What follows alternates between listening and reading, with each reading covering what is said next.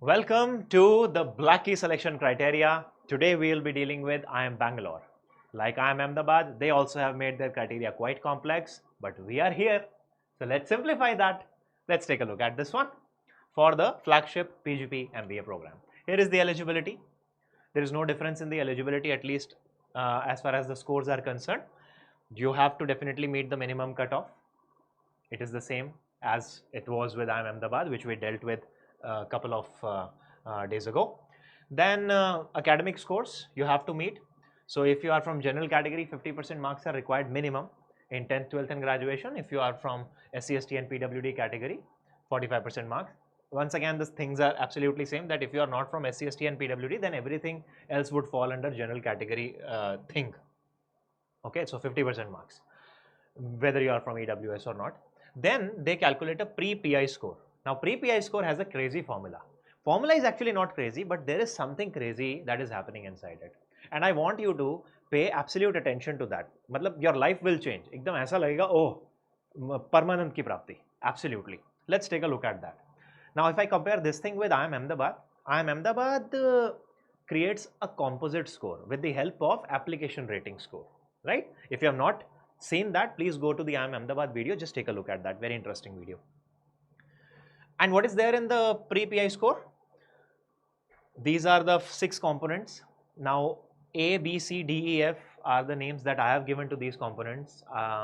This is not the nomenclature of IIM Bangalore, okay? This is just there for your understanding. So A is the CAT score, it has a significant weightage, 55%. Then B, C, D, 10th, 12th and graduation score, 10% each. Then there is work experience or a professional course, they have combined that, which also has a 10% weightage. And finally the gender diversity. Now in this case, gender diversity has slightly more number of marks. If you are a male, then 0. If you are not a male, then 5 marks. You can very well see that they have given limited, really limited importance to the work experience or 10th, 12th or graduation. If we combine them all, of course that is significant, but individually they are different, which means a significant portion is CAT. So you got to do well in CAT. And when you have to do well in CAT, then there is a particular section also that in which you have to do well, which I'll talk about later. Anyway, let's take a look at criteria fulfillment. Same thing as IIM Ahmedabad. Completion of eligibility, which means all your exams should be done with by 30th June 2025, which is the month in which you join the college. And but of course you can submit your degrees and mark sheets and all those things later on until 31st December. Failing to comply would of course result in candidature being cancelled. Here is the step number 1. Minimum cutoff for CAT 2024 percentile rank. Now in the PDF file that IIM Bangalore has released, they have not given us 2024 minimum percentile, which means they want to keep it hidden. But they have given in the same PDF CAT 2023 percentile, so I have taken that.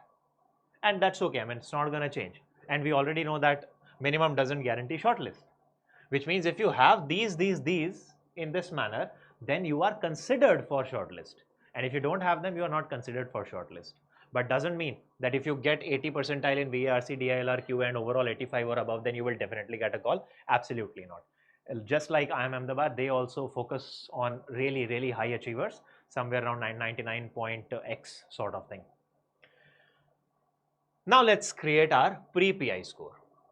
Please listen to me carefully. Things will become absolutely rosy for you. Nobody will ever make you understand this thing in the manner that we have tried. So please listen to that carefully.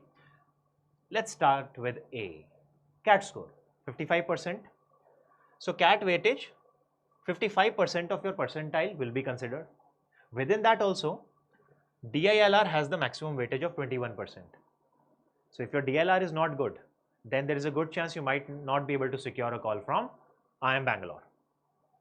Followed by VARC and then QA. QA is the least, but that doesn't mean that you can do blunders in QA. Of course, you will have to get really good percentile, but that's the thing. Now here is the interesting thing. Let's say that there is a guy called Ashish who has gotten 99 percentile. 99 percentile. 55% of 99 percentile, let's say half of it, chalo, right? So, let's say 49. They are not going to take 49 as the score. 55, it's not exactly 55%. I'm just, taking a guess of 50% that way. I'm just saying that they will not just divide that by 2 and give you a 49 score. No, they have a very crazy method of calculating that, and that is called standardized score, and that's the ghost. What is standardized score? Basically, they normalize your score.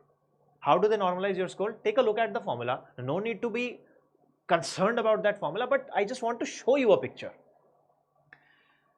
This is the formula, which means, value basically means the original score that you have gotten, which is 99 percentile. If I talk about CAT component, mean is the average score for that component across all candidates. So if there are 100 candidates, then whatever score 100 candidates have gotten in, say, CAT exam, then what is the mean score for that? Then standard deviation, that means the deviation from the normal, and then WT is the weight assigned to that component. It's the formula. Achha, what is this weight? WT, 55% for CAT. So WT by 2 will become 55 by 2. So on some basis, they create a normalized score. Now take a look at that. So let's have an illustration. Let's say there is this guy called Ashish, and he has gotten 99 percentile CAT score and 95 percentile CAT score. And 2 scenarios. Yeah. Now this is the ghostly formula that was given to you. So what I did, I thought that I have to tell you the implication of it, right? We don't have to understand this formula. Nobody's going to ask you the numerical on that. So I took the help of my friend called ChatGPT, and I entered some assumptions, and I created a scenario just to tell you that whether 99 percentile guy has a higher chance or 95 percentiler has a higher chance, and by how much. Of course, 99 one would have a higher chance, but then by how much? Very interesting thing. And take a look at this one. This is WT by 2, which is 55 by 2. I have calculated it for CAT score. For every single component, they are going to do this thing.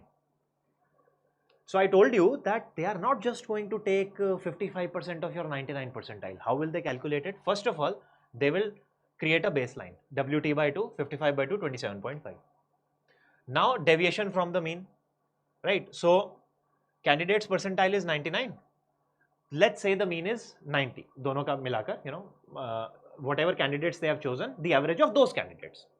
Let's say the mean is 90. So the deviation will be 99, which you have gotten, minus the mean, which is 90, and divide by standard deviation. We have assumed a standard deviation of 5, which is a fair assumption. Basically, you get 1.8 as your answer, which means 1.8 deviations above the mean.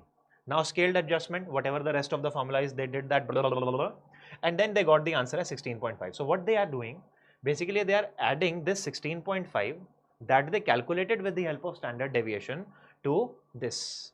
So you get a 44 score. Oh, we were thinking that 55% of the CAT score will be taken. No, 55% of 99 percentile will not be taken. I mean, not absolute. This will be taken in this form. So basically the score that has been taken for you when you get a 99 percentile is 44. And if you have, say, 90 percentile, 95 percentile, then the score is 36.67 using the same formula. Now just take a look at the difference. 44, 36.67. Let's say 36. 36 and 44, kitna difference hai? 8. But actually your percentile difference was 4. And that is why you should aim for a high percentile.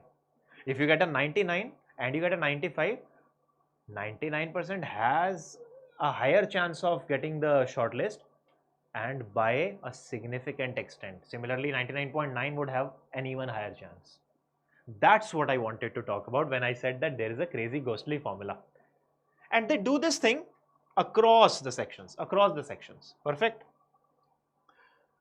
For 10th score, they are going to calculate that. So when they say that 10th score is 10% of it, they will not just, let's say you have gotten 90% in 10th class. They will not take 90 divided by 90, 10% of 90, which is 9. No. Again, they will calculate it on the similar metric. And that is why, if you again want to test this thing out, you can also put that in ChatGPT. Just put the formula and blah, blah, blah. It will take the standard deviation of 5.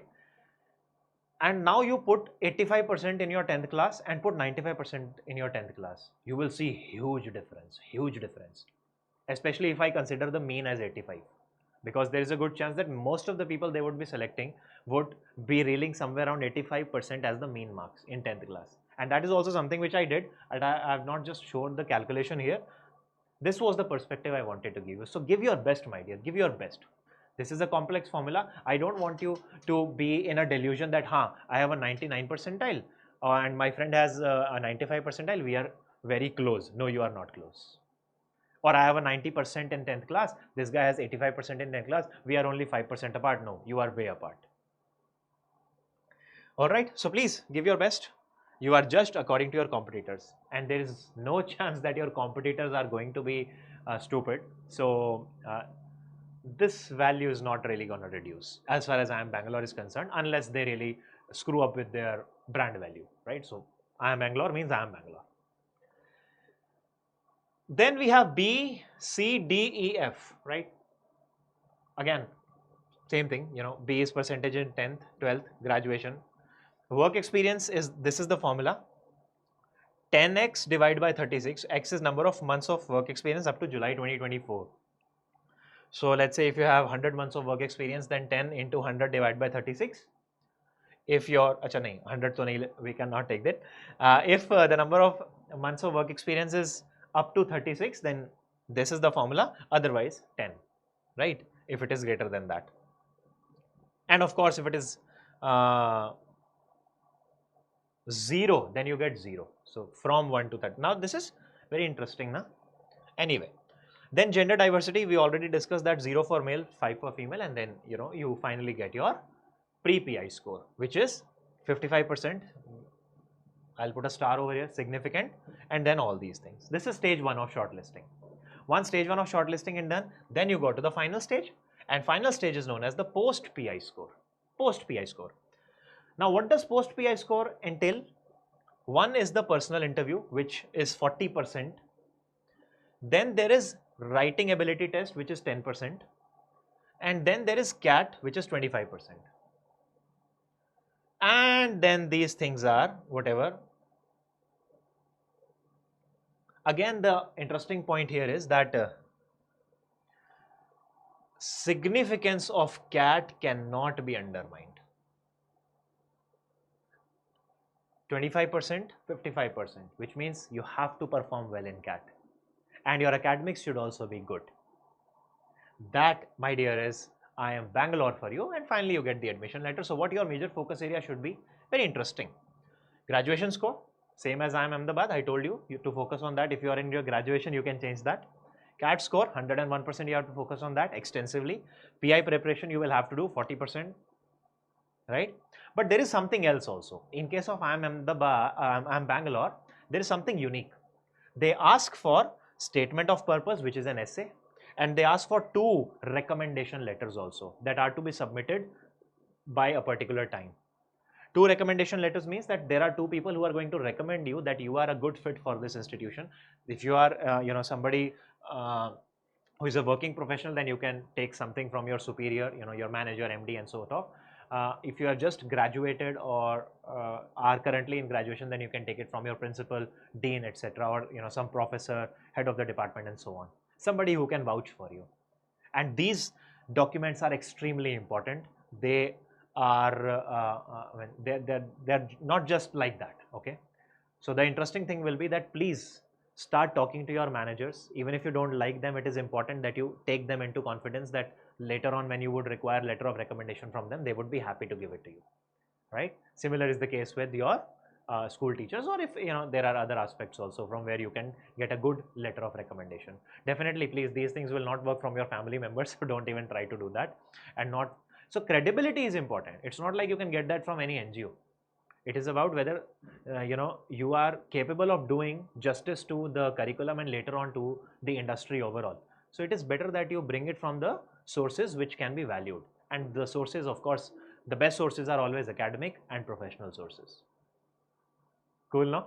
That's IIM Bangalore for you, my dear. See if you are part of that, if you can get the admission.